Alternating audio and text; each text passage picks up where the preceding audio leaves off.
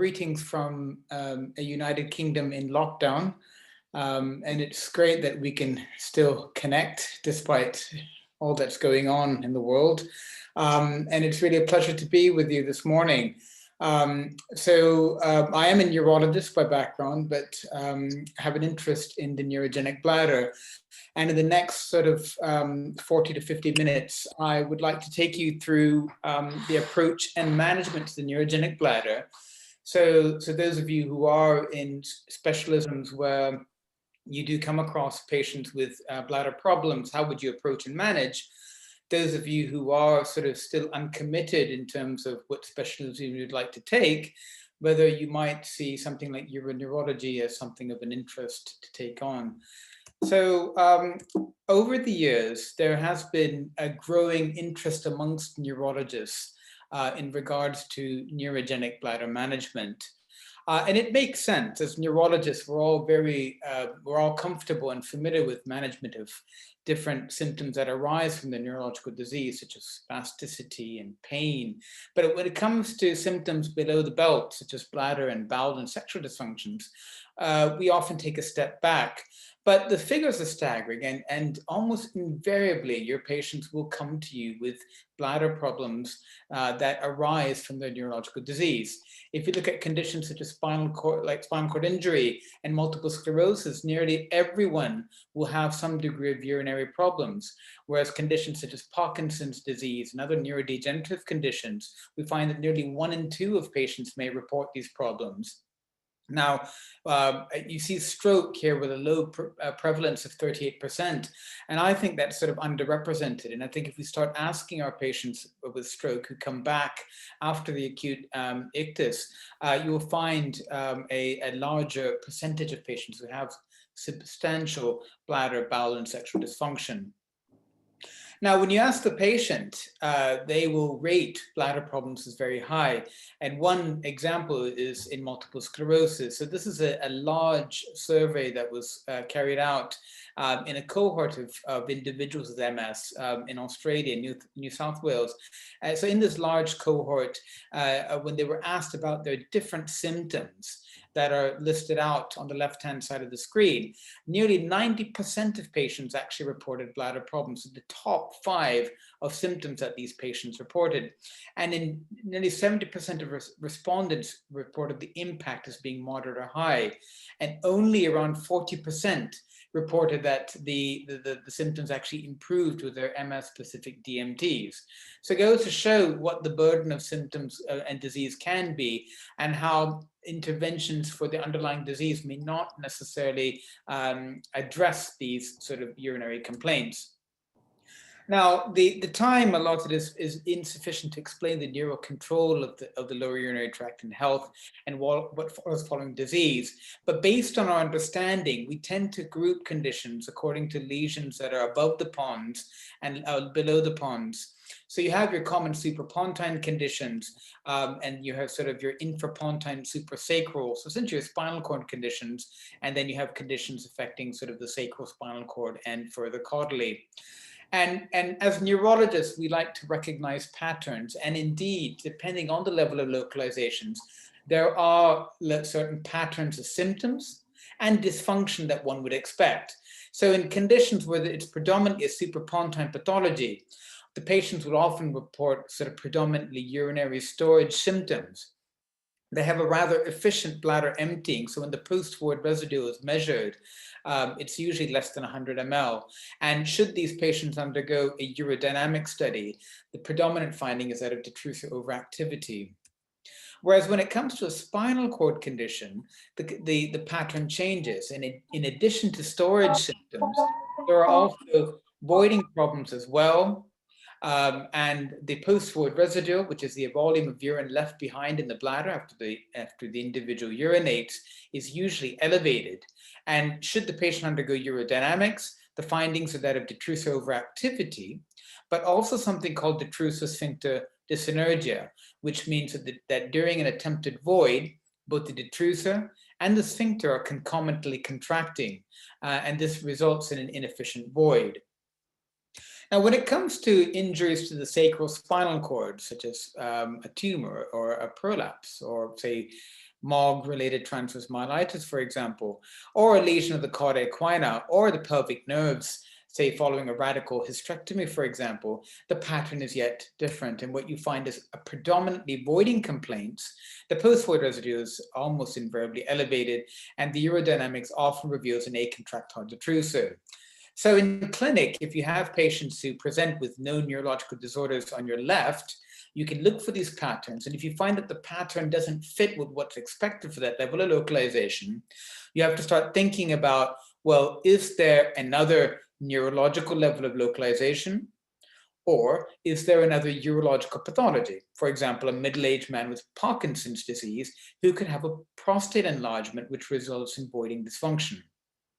On the other hand, when you're faced with a patient in clinic who presents with an unexplained set of symptoms, and your approach will be from the right-hand side of the screen, and you sort of collect their bladder symptoms, you do the preliminary investigations, and then you try to localize according into neuroaxis according to the pattern of symptoms and dysfunction that's there. And either way, it'll help in sort of understanding the bladder dysfunction, but also planning management. I must add at this point, as a disclaimer, that this isn't sort of etched in stone, because there are numerous exceptions to these, but it is a general rule of thumb that's quite useful in the clinic and at the bedside. Now, it's not just the neurological lesion that can impact sort of bladder problems, but the neurological disabilities themselves can also affect sort of bladder bowel sexual dysfunction. Now, if we take, for example, spasticity, lower limb or pelvic floor spasticity, that can arise from any of those conditions that were mentioned earlier. When there is any spasms and increased tone spasticity, this can result in problems with emptying of the bladder, the bowel, so there could be urinary retention, avoiding dysfunction. There could be problems with defecation. There could be problems with introducing a catheter, either an indwelling catheter or the patient performing intermittent catheterization. And of course, the medications that you use for spasticity, such as baclofen or opiates, can also impair bladder and rectal functions. Now, you think about the other way around, patients who present to the clinic with spasticity that's sort of more pronounced than what you would expect, or perhaps there's a recent deterioration, yet their neurology hasn't progressed. Their pelvic organ complaints can actually contribute to worsening spasticity. So if the patient is having urinary retention, or is constipated, or having a loaded rectum that's not been recognized, perhaps it's the indwelling catheter that's irritating the bladder and causing worsening spasticity. The patient could be incontinent and having wet pads, or they might have a subclinical urinary tract infection that's been missed, or they might be having another pathology that's brewing in their bladder, such as a bladder stone. These can all contribute to worsening of spasticity. Now, also, we have to think about how the bladder problems can be influenced by other pelvic organ complaints. And classically, it's the relationship between the lower bowel and the lower bladder.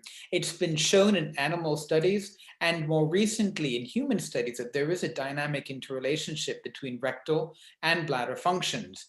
And we know time and again, patients who come to you with worsening spasticity, worsening retention, you can't really find a cause, but realize that the patient hasn't actually opened their bowels in a couple of weeks. And then the patient has an enema and their bowels start to open again, and you find that their other symptoms tends to improve. And this is as a result of what we think is of cross-organ sensitization that exists between different visceral organs in the thoracic and the pelvic cavities, but also occurs in the pelvic organs as well. And there's a crosstalk that arises, and essentially it's because of a convergence of the afferent stimuli from the rectum and the bladder onto the same afferent neurons, either in the dorsal root ganglia or the dorsal horn. And there's a convergence of stimulation, and we think it's at the level of the, we postulate, we speculate that it is at the level of the sacral spinal cord, that there's a modulation of responses of the stimuli at the level of the interneurons, which can therefore influence the efferent activity of the bladder. So one has to think about not only the level of the neurological lesion, about sort of the other neurological disabilities, but also other pelvic organ complaints that can influence bladder problems. Now, for those of you who aren't familiar with the questions to ask, when a neurological patient comes with bladder problems. Remember that there are two sets of symptoms to be asking about. There are these storage symptoms that I alluded to earlier that we sometimes call the overactive bladder symptoms. So urinary urgency, an increased daytime frequency, nocturia, and urgency-related incontinence. And then there could be also problems with voiding, such as urinary hesitancy, straining to pee, an interrupted stream, and double voiding, a sensation of incomplete bladder emptying. Now, patients will often volunteer the storage symptoms, or when specifically asked, will reveal their storage symptoms. However, voiding symptoms are not so noticeable, particularly if it's a chronic condition. And the voiding difficulties may be actually rather chronic, and so patients not be recognizing these symptoms.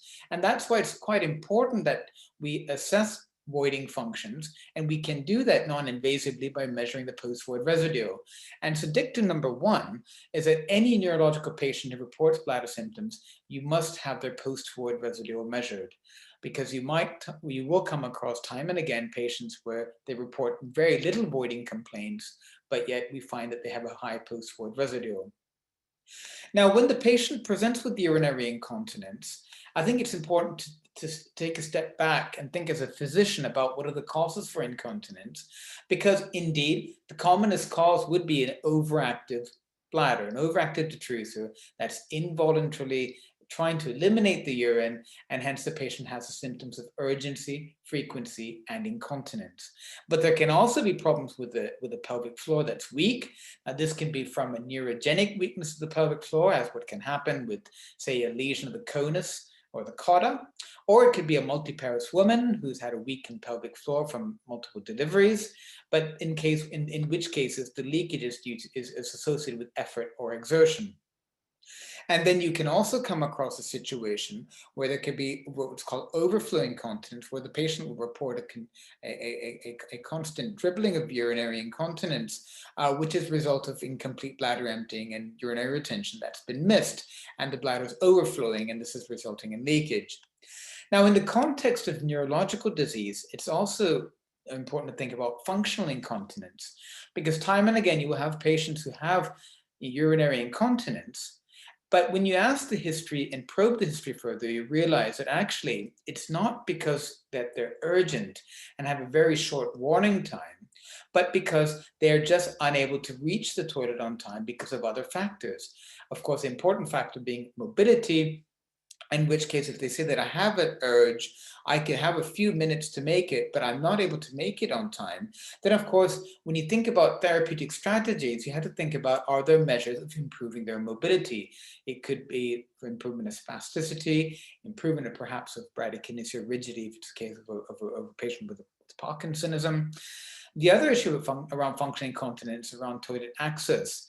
And particularly in the UK, where actually the number of toilets in homes are actually rather limited, and often the patient resides on the ground floor in the daytime, whereas a sole toilet is available on the first floor. So by the time they make it to the toilet with that urge to pee, they've actually reached it and become incontinent. And so inquiring further about the incontinence will give you a little bit more information about the cause for the incontinence, but whether there's a functional component contributing to that. And in the context of someone with a suprapontine injury, particularly a neurodegenerative condition or stroke, where there's cognitive impairment, the urinary incontinence can occur from other reasons as well. The patient might have problems with memory and therefore might not remember what to do when they experience the symptom of urinary urge. There might be a problem of aphasia and they're unable to communicate their toilet needs, or they're probably unable to understand what to do when they need to pee. There could be a patient with a non-dominant hemispheric lesion, a stroke, for example, with visual spatial disorientation, in which case the toilet to the door might actually be towards the side where they are sort of neglecting, in which case when they experience the urge to urinate, they're not entirely sure what to do, where to go when they need to pee. There could be rarely in patients with frontotemporal dementias, There can be sort of complex motor stereotypic behaviors where patients will repeatedly go to the toilet. But when you inquire with the patient or their carer, they'll say they're actually not actually unzipping themselves and going to the toilet, but they just go to the toilet and come back as part of a complex motor stereotypic behavior. There can be problems with apraxia, so the patient is unable to perform that complex motor task of unzipping themselves. And less commonly, though it's described extensively in the literature, is social disinhibition, where the patient just wets themselves but lacks any remorse about this. And actually, in practice, we find that actually that's rather uncommon. So when looking into the management of urinary incontinence, there are different guidelines that have been published, and I'm just putting up one screen from the International Consultation on Incontinence that meets every 4 years, and will be meeting later this year in Melbourne. And in the last iteration in Tokyo, it was sort of co-organized by the International Continence Society. But it is these sort of algorithms that are followed essentially of a clinical assessment that includes a physical examination, urine analysis, a post-void residual measurement, and urodynamics in select patient populations, which I'll come back to. And then with a diagnosis, you then sort of plan the first-line management and specialized management. Now, in a neurology clinic, it's often useful to have a sort of a bedside approach, and it's algorithms like these that are particularly useful. The entry point is urinary urgency and frequency. And the first step, of course, is to exclude a urinary tract infection, which can mimic the symptoms of an overactive bladder. And the next step is to measure the post-void residue. Now, this can be done using a handheld bladder scan if it's available, or if you have a good link with the radiology, ultrasonography, or if it is available in and out catheterization, which will tell you the post-void residue. Now, the post-void residue beyond which one has to act isn't something that's uniformly accepted across the urology world. However, we use an arbitrary figure of 100 ml, and if we find that the post-void residue is more than 100 ml, then the patient learns intermittent self-catheterization as their first step. If the PVR is less than 100 ml, we start them with their first-line treatment, which is usually an antimuscarinic, and then we reassess the situation. Now, I won't be talking much about urinary tract infections later on, so I thought I'll just sort of touch base on that at this point, because in contrasting to sort of someone who's neurologically intact, the patients with neurological disease may not actually present with the classical symptoms of cystitis. And sometimes it might be more subtle symptoms, such as vague pains, more incontinence, perhaps they're beginning to bypass urine along the sides of a catheter, or they come back to you with delirium, more lethargy, increased spasticity. And so one must have a very low sort of a threshold for suspecting a urinary tract infection. And of course, questions that might be there that I'd be happy to touch base in the discussion would be sort of, whether you would treat the patient with have a prophylactic or non-prophylactic, what to do with if it's a recurrent UTI, do we give them antibiotics? Are there a role for sort of non-antibiotic preparations such as D-mannose or cranberry preparations?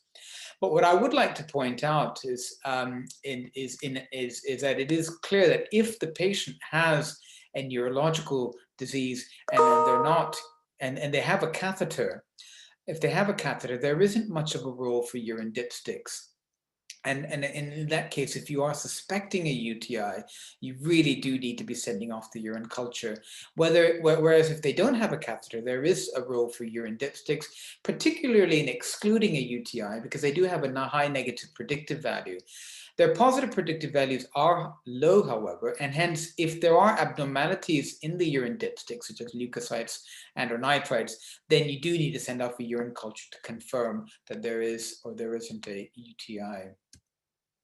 Now, moving on, we're still at the bedside, and it is the importance of a bladder diary, something that all neurological patients have when they're an inpatient, but I must admit that most of us don't pay much attention during our rounds, but they provide a wealth of information, especially if you know what you're looking for.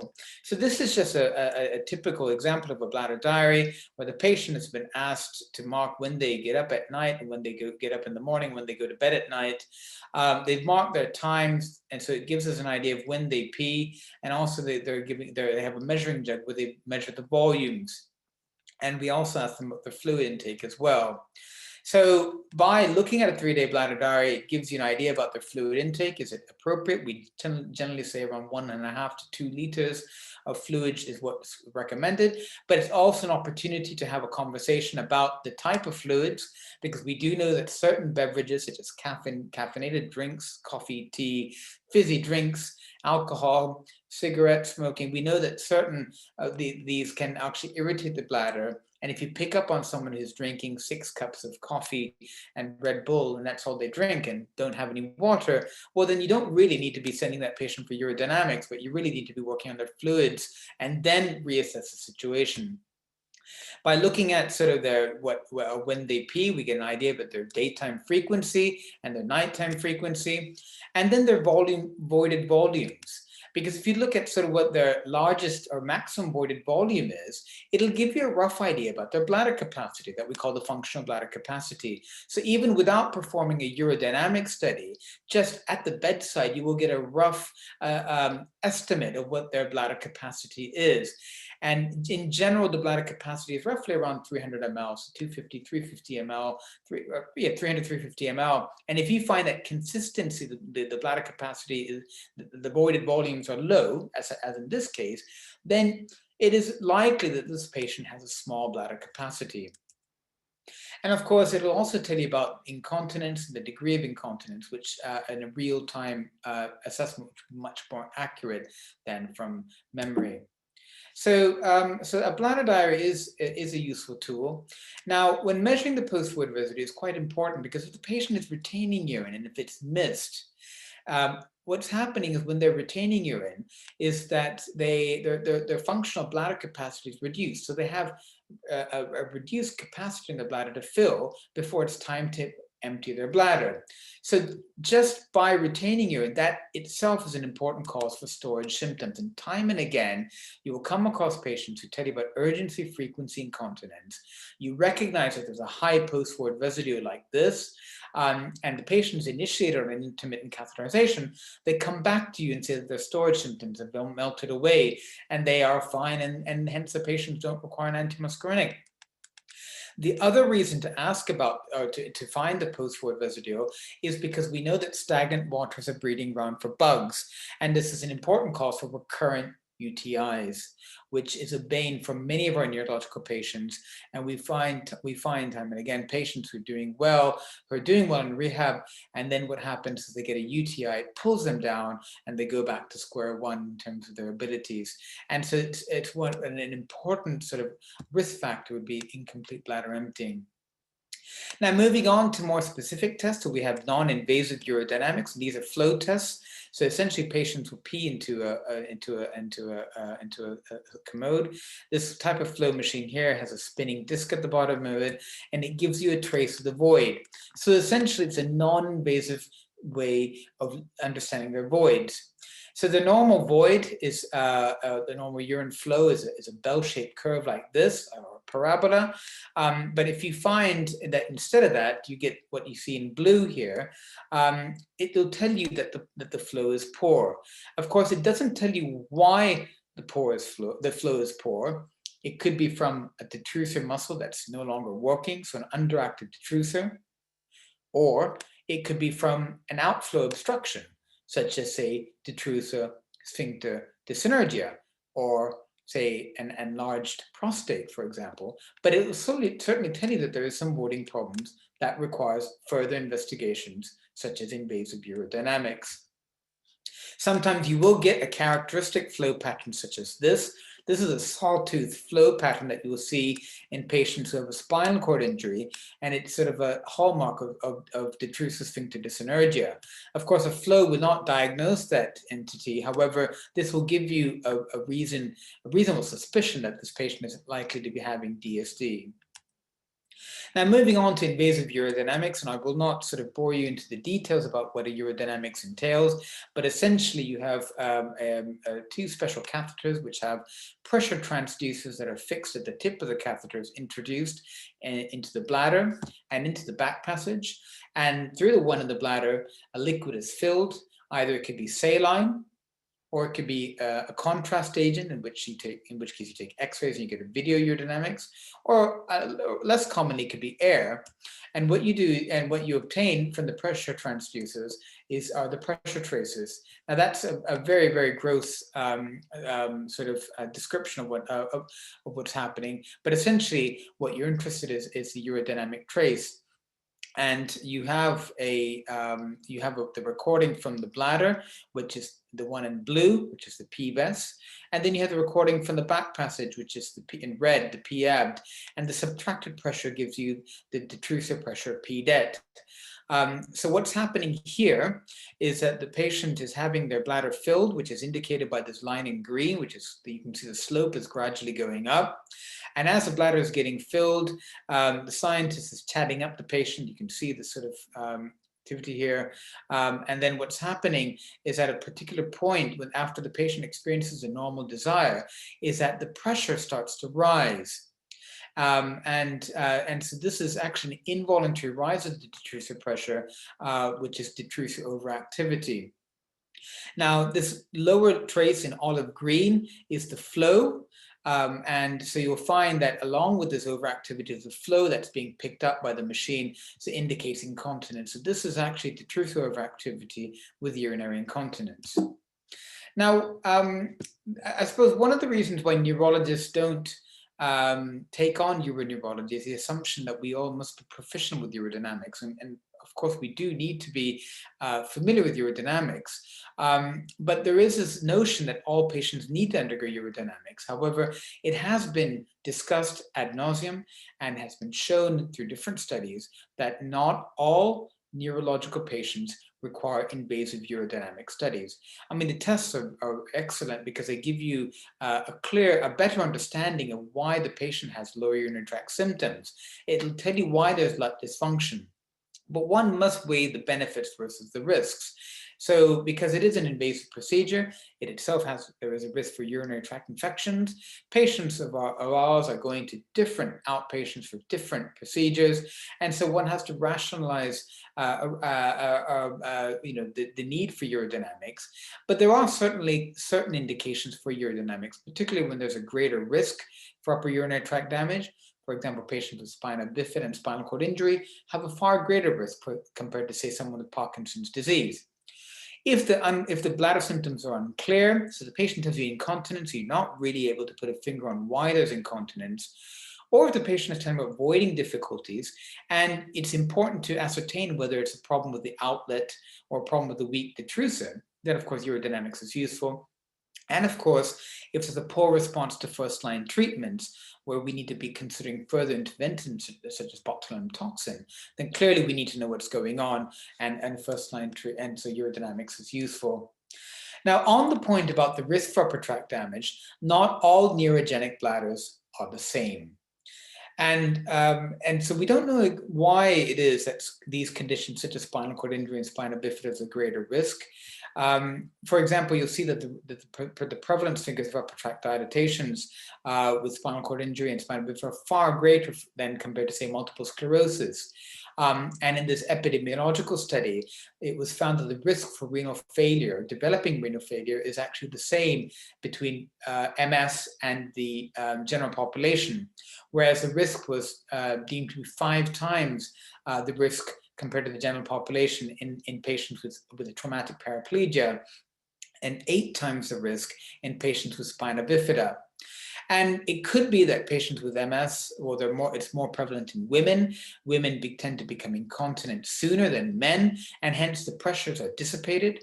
Or it could be that MS is a progressive condition, so whereas the neurological disabilities slowly accrue, and therefore the lower and therefore the upper urinary tract changes are also gradual, and there's time for the upper tract changes to accommodate to the greater pressures, compared to conditions such as spina bifida, where it's a sudden injury and a sudden change in the urinary tract, or spina bifida, where the changes start in utero.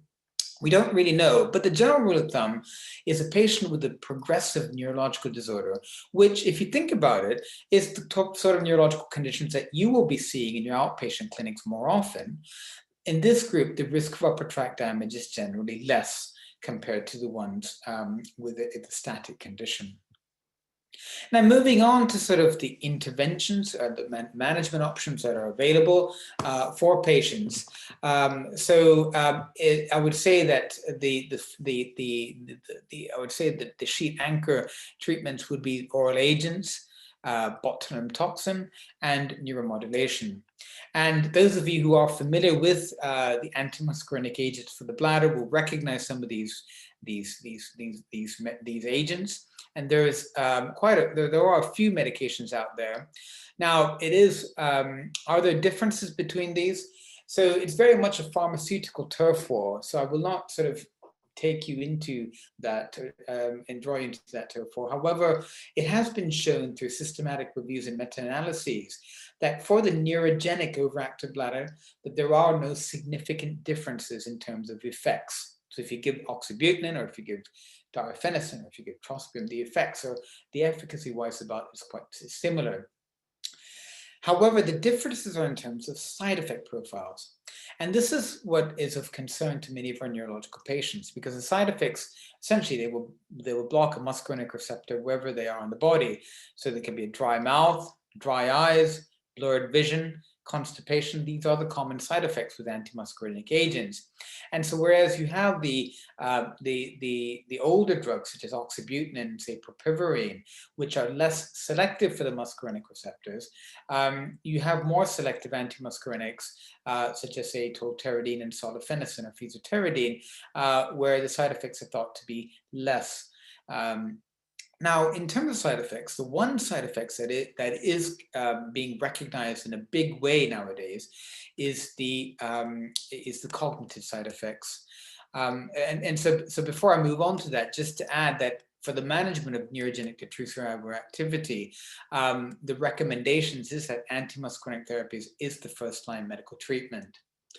Now, when we talk about the side effects, we need to think about the gross sort of anticholinergic burden, because if you look at this list of medications, you'll probably associate the ones at the top of those having anticholinergic properties, such as amitriptyline, that's your tricyclic antidepressants, or your antimuscarinics for the bladder. But even medications such as your SSRIs, or even something as benign, or you think as benign as ranitidine, and so some benzodiazepines do in their own right have some anticholinergic properties. So what happens is the patient goes from one clinic to the other, and they're getting prescribed medications for one symptom or the other. And what's happening is that you're piling up their anticholinergic burden, so one after the other after the other. And then the patient is given a tricyclic or is given an antimuscarinic for the bladder, and then there's a tipping point, and then the patient then starts to develop their side effects. And so it's quite important, particularly in the patient with polypharmacy, to see what they're on. And if there aren't too many medications that have an anticholinergic effect, that you really do need to then sort of have some sort of way of measuring that. And there are sort of more than 20 different scales to measure this. But one that is actually easy to use in clinic is called the anticholinergic burden scale. So you have drugs that are grouped according to their deemed anticholinergic effects, mild, moderate, and severe. And then you have a patient, say, with Parkinson's, with heart failure, who comes to you and tells you about depression. So you start doing the maths, and so they're on digoxin, furosemide, so that's 1 + 1 is 2. They are on amantadine for the Parkinson's, that's 2 and 2 is 4. And then you want to start them on an amitriptyline, and that's 2 + 3 is 5. So you've just doubled their anticholinergic burden by adding that amitriptyline. Now, why this is important to recognize is that now that there's a growing body of evidence to show that long-term use of medications with anticholinergic properties are associated with an increased risk for irreversible cognitive impairment, irreversible impaired functional performance and falls, MRI changes of brain atrophy, and also increased mortality. And this is something that wasn't really known till a few years ago when a study was published in JAMA that seemed, an epidemiological study that seemed to show an association between long-term use of medications with anticholinergic properties and incident dementia over a period of time. Now, subsequent studies have clearly shown that there is a risk, and there have been studies that have shown a risk between the use of antimuscarinics for the bladder and cognitive impairment as well. So there are different considerations then to think about, well, what should we do in this situation? Because in all fairness, antimuscarinics are the first line and probably a highly, not probably, they are a highly effective group of agents for managing the overactive bladder. So if there is a concern about these sort of central side effects, you could consider, for example, medications that are thought to poorly cross the blood-brain barrier. Something that's hydrophilic, something that's got polarity, and has a large molecular weight. So an example for that is an agent called trospium chloride. You can think about sort of the blood-brain barrier from another perspective. Many of you might be familiar with this active transport molecule called PGP, or the permeability glycoprotein. It's present in different cells in the body. It's important for intestinal absorption, but it also is an important factor for resistance to chemotherapy and to some anti-cancer drugs. And it's known in the blood-brain barrier that if agents or molecules bind to this, that they actually don't cross into the brain, but at the endothelium they get extruded out. And there are some of the antimuscarinics for the bladder that are known to bind to this PGP mechanism, such as darafenacin, trospium, and fesoterodine. And of course, another way of thinking about it is in terms of using a muscarinic receptor blocker that doesn't bind to the one that's prevalent in the brain. So the one that's most prevalent in the hippocampus is the M1 receptor, and in the basal ganglia is the M5 receptor. The one that's functionally relevant for bladder control is the M3. So if one were to use one that's having a high affinity for the M3 receptor and a low affinity for the M1 receptor, then at least theoretically, you're actually minimizing the risk of cognitive impairment. So an example of that is darafenacin, and to a lesser extent, solifenacin. So amongst the antimuscarinics, if there are concerns, therefore there are some options that one could use. But in recent years, there have been other options that have become available. So there is an other oral agent, which is not an antimuscarinic, but works at a different protein called the beta-3 receptor. And it's an agonist of the beta-3 receptor. And the one that's available in Europe and in the United States is mirabegron. And there are, so based on sort of pivotal phase 3 trials, mirabegron is licensed for the use in overactive bladder. Now, in terms of neurogenic overactive bladder, there's a growing body of evidence to show that it is effective and safe to use in patients with neurogenic overactive bladder symptoms.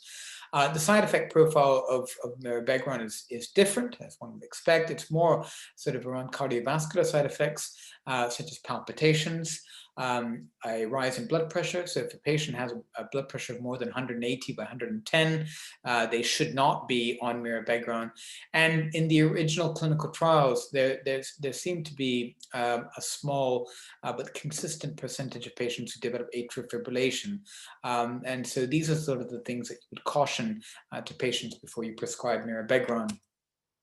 Now, moving on from oral agents, we move on to botulinum toxin. Contrast to the neurology world or ophthalmology or the other fields where botulinum toxin has been sort of in treatment for different conditions for well over 70 years. In regards to the urology world, it's only been the last 20 years when botulinum toxin has come, and it's come in a big way, and it's probably one treatment that's revolutionized the management of neurogenic tracer overactivity. And in the last decade, there have been two pivotal phase 3 studies that have investigated on a botulinum toxin A in terms of efficacy and side effects for management of urinary incontinence for neurogenic detrusor overactivity that clearly showed benefit of this treatment in terms of urinary incontinence at 12 weeks. And based on these pivotal phase 3 trials, this is now a licensed indicative. It's now licensed to use in the United Kingdom, and I believe the rest of Europe. It's specifically for MS and MS and spinal cord injury, whereas I believe in North America, particularly in the United States, it's generally for all neurological conditions. Now, botulinum toxin, it can be delivered either by flexible cystoscopy or by rigid cystoscopy. So when it's by flexible cystoscopy, it's a day case procedure. The patient comes in, they have their botulinum toxin injection, and they're out after being observed for a couple of hours. And the units used, if it's on a botulinum toxin A, it's around 200 units that is injected in 20 or 30 sites in the bladder wall. On a discomfort score between 0.5 to 9, patient rate is 3.4. And in contrast to botulinum toxin injections for, say, migraine or for spasticity or for dystonias, the effects are much longer, for 8 to 10 months duration. And in these clinical trials, 300 units of botulinum toxin was compared to 200 units in placebo. And what was found is that there was no clinically relevant benefit in efficacy or duration between the two. But what was found was that there was a significant difference in side effects. Now, you think about how botulinum toxin works, and what it does is it paralyzes a muscle. So for the bladder, what happens is the detrusor becomes underactive, and there is a risk for patients to develop incomplete bladder emptying, and some patients might go into urinary retention. So not all patients require intermittent require catheterization as a result, but because there is this risk, we do counsel patients, and we also teach patients how to catheterize before they have their first botulinum toxin injection. But what was found when the comparison was made between 200 and 300 units is that the need for catheterization was actually dose dependent, and hence the licensed dosage of 200 units at the end of the studies. Now, moving on to neuromodulation. So there is some work that shows that tibial nerve stimulation helps.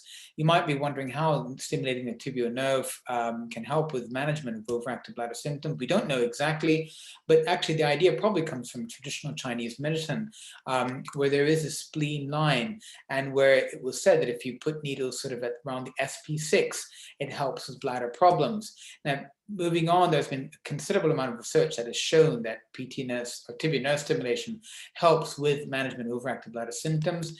It's conventionally delivered over 12 sessions, frequency of 20 hertz, and it helps with both urinary and fecal incontinence. And if patients respond, they are invited for top-up maintenance treatments.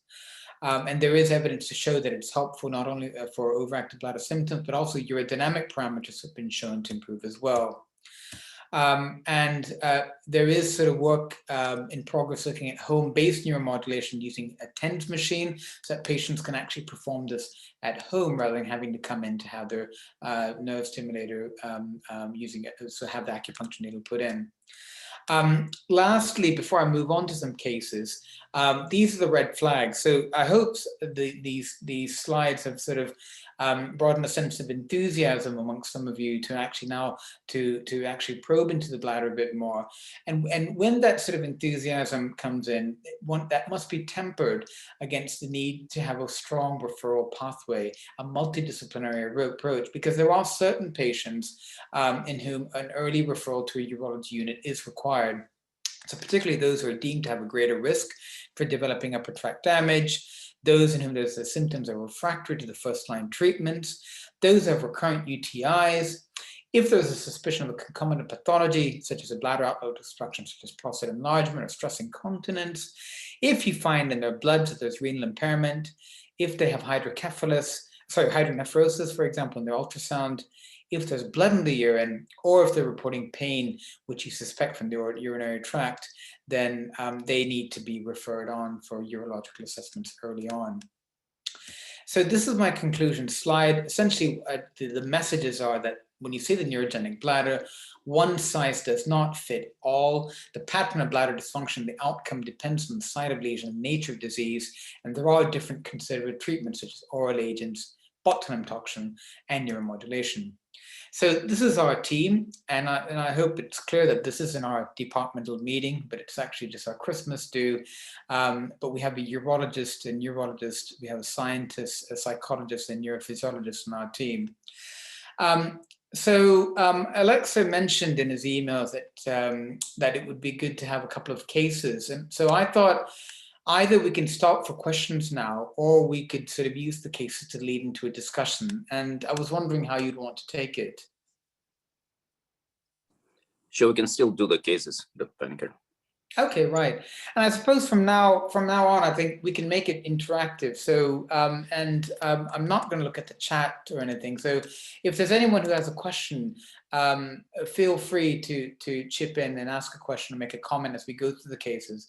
I mean, we don't want this to be a free-for-all. So Alexa, you probably need to moderate if there are many voices, but do feel free to interject as we move on. So I'll start with the first one. So this is a 35-year-old gentleman who has a diagnosis of relapsing remitting MS, diagnosed 5 years ago. EDS was of 3, the last relapse was 2 years ago. And they're on Tecfidera and citalopram, and they report some bladder and sexual problems. So this is now, this patient presented to you in outpatients. So what do you do next? So do you just think, well, anyway, he's on something for his MS, let's just see how it goes? Do you just want to start him on some oxybutynin? Do you just want to sort of send the patient back to his general practitioner and say, why don't you deal with it? Or do you want to flood the urology clinic and say, let the urologist deal with it? Or do you want to ask some more questions? I hope you ask some more questions. So at this point, you'll now sort of probe a little bit more into the storage and voiding complaints. So this is what he says, is that he has urinary urgency. He's got daytime frequency P's 10 times in a day. He gets up 4 times at night. And when he's urgent, he becomes incontinent 3 times in a week. He also tells you about some voiding complaints, so he hesitates to start his stream. And after he stops peeing, around 10-15 seconds, he reports incontinence, but what he reports is a post-micturition dribble. So what do you do next? You've taken the history. Do you just make a note of it and just get on with it? Do you start him on that oxybutynin that you thought about earlier? Do you want to measure his post-void residue? Or do you think, well, look, he's got some bladder problems. He probably needs urodynamics. Let's get our urologist to see. So you keep the patient and you just give him a bladder diary, and it indeed shows an increased frequency of peeing in the day and the night. You find that you have a bladder scan that shows a post-void residue of 40 ml, so it's less than 100 ml, so it's all good. He's efficiently, or he's got a satisfactory post-void residue. Now, he doesn't undergo urodynamics, essentially because he's MS. He's in his early stages, low disability, so the risk for developing upper tract damage is low. I would have also probably asked for an ultrasound scan KUB just as a baseline, particularly if I'm going to keep the patient. And he's had his urine dipped, and it's negative for urinary infection. So what do you do next? So everything looks fine. So do you not treat, or do you maybe have a chat with him about conservative management? So about advice about fluids, about beverages, bladder retraining. In the United Kingdom, there's a scheme called the Radar Key. So patients are so it's a key scheme. So they have it's a set of toilets in the country distributed across sort of shopping malls, high streets, train stations, where you can open those toilets with this key. So the toilets aren't misused, and they're generally amenable to like performing intermittent self-catheterization. Or you can start them on an antimuscarinic. You have a choice of like maybe oxybutynin, solifenacin, whatever is on your formulary, or you might want to decide to refer to urology. So I can park this for the moment, go to the second patient, and then maybe we can then discuss this case some more. But in this case, he was started on an antimuscarinic solifenacin, a small dose of 5 milligrams. He came back and he was actually quite satisfied with the response.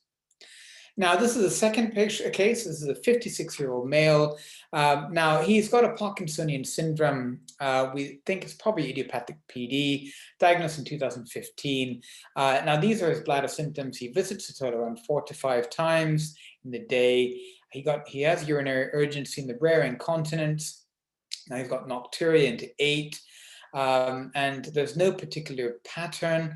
It's usually associated with urge. So these aren't convenience voids. So it's not that he wakes up for some other reason and says, I might as well go for a wee just in case. These are actually due to urinary urge. But he's half asleep when he goes to the toilet. He's often confused, and he finds that he misses the door, and he sort of stumbles to the toilet, and he goes back to his bed at night. There aren't any significant voiding difficulties, no significant bowel complaints. He reports a degree of problems with achieving and maintaining erections, but he's okay with that. Or should I say the partner was on the call as well, and they're both okay with that. So just reflect on that a moment and how this contrasts with the symptom, so that patient with MS that I presented earlier. And once again, you're looking for something different, because I've given you a hint, there is probably something different, and it's a nocturia. So he has come to you with LUDS, but he's got pretty bad nocturia. His daytimes are actually not bad, and he says he can live with the urgency incontinence, but he's getting up 8 times at night. And if we look at sort of Parkinson's disease, amongst all the non-motor symptoms, actually the bladder problems are the most common of non-motor symptoms. And this is not me saying it, but this is patients saying it when they fill in this standardized, this validated questionnaire called the NMS Quest. And nearly 60% in this cohort of patients reported nocturia, and a slightly lower percentage reported urinary urgency.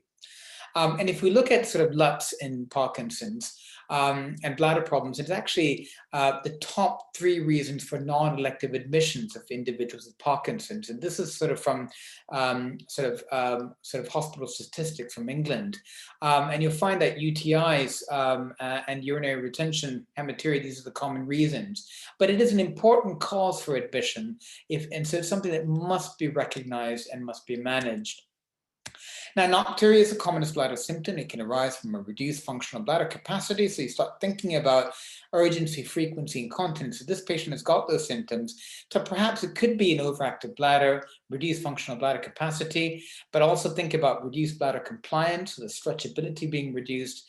Also think about incomplete bladder emptying. So you're not thinking Parkinson's, this is probably Parkinson's disease, it's not MSA, so it's all suprapontine. So this patient really shouldn't be having an incomplete bladder emptying.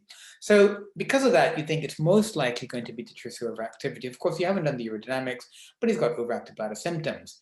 But also you need to think about nocturnal polyuria, because patients with neurodegenerative conditions, synucleinopathies, are particularly prone for developing cardiovascular dysautonomia.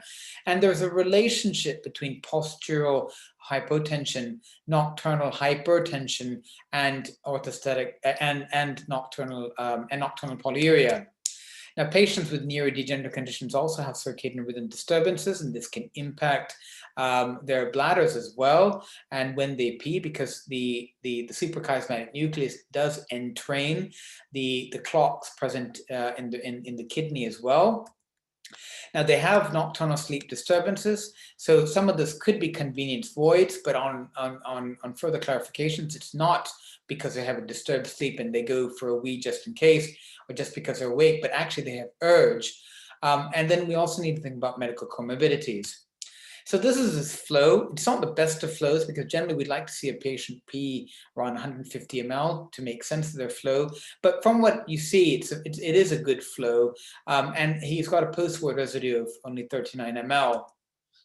Now, he was actually referred from a hospital south of the river, and he had urodynamics performed, which showed detritus overactivity at small volumes of 85 ml, and then he began leaking at 100 centimeters of water. And that's a bit of a worry, because high pressures, and he's keeping his urine such at high pressures, and so I would be therefore concerned whether there's a risk for upper tract damage. But at the end, during urodynamics, they were able to fill the bladder to up to 200 ml, and his post-void residue was nil. Now, reassuredly, his ultrasound scan was normal, and his renal functions were normal. Now, just think about that for a moment. Have we completed his assessments? Is there anything that's missing? And if anyone wants to blur it out, they by all means do. If you, what else do you think we need for this patient?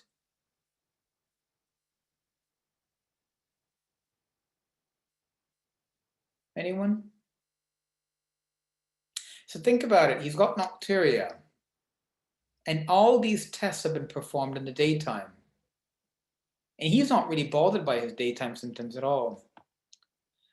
Now, it's not possible to get any of these tests at night, at least in Europe or the United Kingdom. But what you could do is get a bladder diary, because the patient will take it home and they fill it at their convenience. So this is their bladder diary, and I'll just try to take you through it. But essentially, you have there what's going in and what's coming out. And so you do the maths, and this is their fluid intake. And the maths, it comes up, it tallies up to 3.1 liters. So he is definitely drinking on the higher side. And then you look at their output. And so this is their daytime output in green, and he's peed 1.4 liters. And then you look at his nighttime voided volume, which is 1.3 liters, and you do the maths. Now, for us, of course, it's a bit, we have to take our calculators out. You guys are lucky because at Downstate, you have Jeff Weiss, who's your urologist there, who actually writes about doing the maths in patients with nocturia. And I won't be as elaborate as Jeff Weiss is when he assesses nocturia. But essentially, when you do the maths, you'll find that, so his total voided volume is 2.7 liters, but he is producing nearly 50% of his urine output at night. So in someone at this age, you'd expect it around 1/3. So he clearly has nocturnal polyuria. So you might treat his overactivity, you might Botox his bladder, you might give him everything, throw everything at that nocturia, the kitchen sink. But if you don't manage his nocturnal polyuria, he's not going to come back any better. And he also has made a comment there, if you note, that he's fallen out of his bed. And this is commonly what happens. The patient is confused when he needs to pee. And so he heads to the toilet, he falls out. They sometimes will fracture their hip. And this is an important cause for institutionalization of patients with neurodegenerative conditions. Luckily, that's not the case in this gentleman. So this patient was actually started on desmopressin on the sublingual formulation, and he emailed me a month later, and you can read what the email says. And it was an immediate effect. So from someone who was peeing 8 times at night, they were actually not getting up at all, or perhaps once. And he was saying it was working too good, and he got a bit worried because he would not pee for at least 12 hours at a stretch anymore when he took the desmopressin. But what he also did add in the email is this, and this was his sodium values. And you can see from last month when he was started, his sodium levels, what happened, they dipped. And so it's just to highlight that the important side effect of desmopressin is hyponatremia.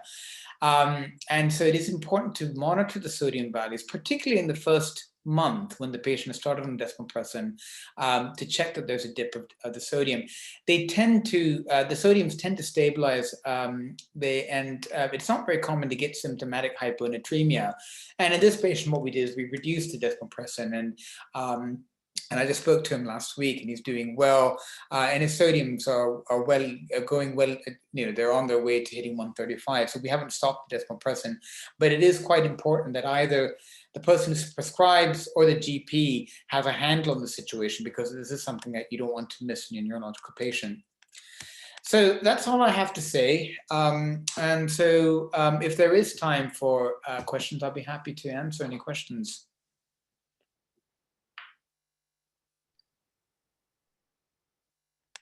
Sure. Thank you, Dr. Panicker.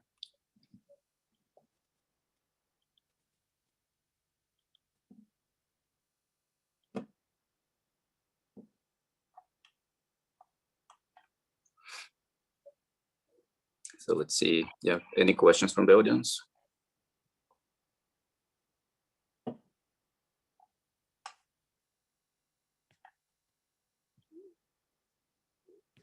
Could be a good sign. Yeah, I mean, the lecture was quite comprehensive, I gotta say, and there's a lot of things to digest for us. Yeah, I have a question. Is there a clear order of symptomatology where you can say this patient is worse than that? I presume urgency incontinence comes first and then more severe incontinence, et cetera, so you can scale the patient as to severity and use that maybe to decide whether you need to refer to urology. I would say in general that is true. And so particularly in patients with a suprapontine lesion, where you expect predominantly storage symptoms, yes. So, and if it is a progressive condition, you will find that their degree of urge increases, the urge transgresses to urgency, their frequency increases over time, and at some point they'll become incontinent, and you will see usually a correlation with their underlying neurological disease. Now, when it comes to spinal cord and say sacral cord damage, say for example, if there's a conus myelitis or there's a tumor of the cord, it's not the case because voiding dysfunction then also is important. So some patients may just go into urinary retention. And so they have predominant voiding difficulties, in which case it's to try to assess the storage and the voiding problems. And so the symptoms from the suprasacral lesion can actually be masked to an extent. So I would say that with spinal cord and sort of a lesion sort of caudal to that, having the post-void residual would actually be a useful way to, in terms of scalability, because you will find that in a progressive condition that the post-void residual gradually increases over time as the underlying neurological disorder progresses.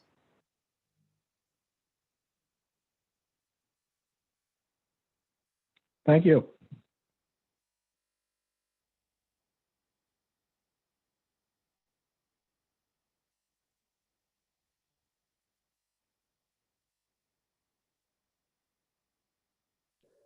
Just a general question, Dr. Panicker.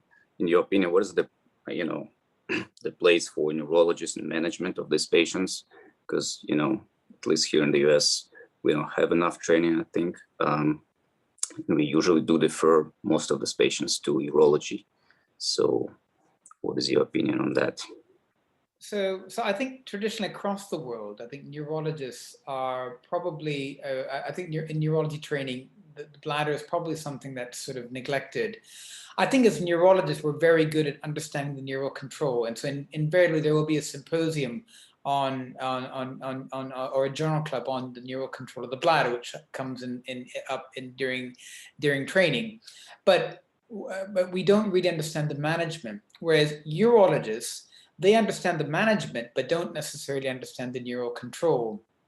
And so in the UK, one step forward is that actually uroneurology has come onto the neurology curriculum. And I think that's really been a massive step forward, because now suddenly you have neurologists who actually need to understand the bladder and at least the principles of management to get signed off and to get their qualifications.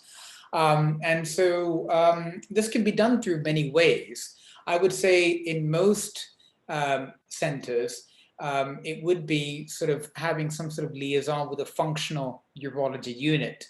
And why I say a functional urology is, and then in that case, there wouldn't be any sort of, you wouldn't have to be worrying about stones and prostate cancer and bladder cancers. But I would say in most academic centers, including yourself, I mean, you have Jeff Weiss, there will be an interest in neurourology, or a urologist or a group of urologists interested in neurourology. And it would be sort of, just sort of shadowing them for maybe a week. I'm sure there are periods where you have electives where you can go and do other stuff. And so that would be, a way to sort of get experience with that. At Queen Square, we have a neurology fellow who rotates every 2 months. They come and do a clinic on a Friday, and then we have sort of a discussion of the cases. So by the end of the 2 months, they become quite familiar with it.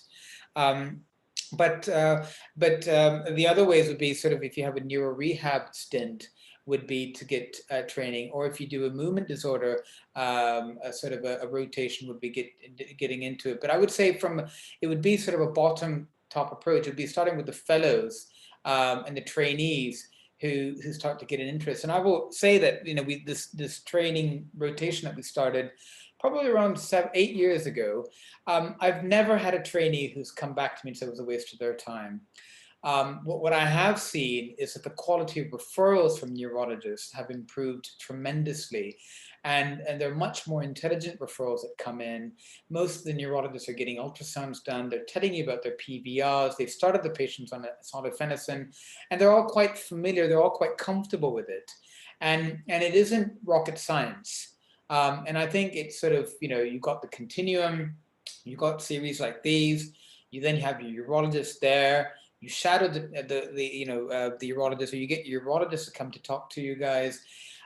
In people who are beyond that, in our consultant stage, and if you do movement disorders or demyelinating disorders, MS, it's actually having MDTs, like a once a month multidisciplinary meeting with, say, a urologist with maybe the most difficult of MS patients or most difficult of PD patients who are having quite significant non-motor symptoms or urinary incontinence. And then you will then have that conversation started. And over time, of course, you become familiar with it. But it's a first initial step. I mean, when I finished neurology training, I had no clue about the neurogenic bladder. And that's despite having a neurourology unit, the place where I trained. But it's sort of, when patients start telling you about it, you will find that actually it's one of those few symptoms where you can actually make the patient better, and they will always be in praise of having recognized and treated their urinary incontinence. Thank you, Dr. Panicker. Yes, all good points. Yes, something to think about for sure.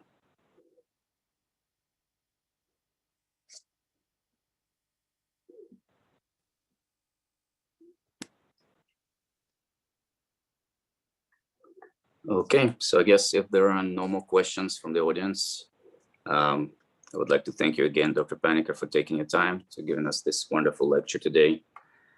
And I would like to thank the audience as well for joining us. And I'd like to wish everyone a great weekend. Great, Thank you. Thank you very much. Thanks for having me.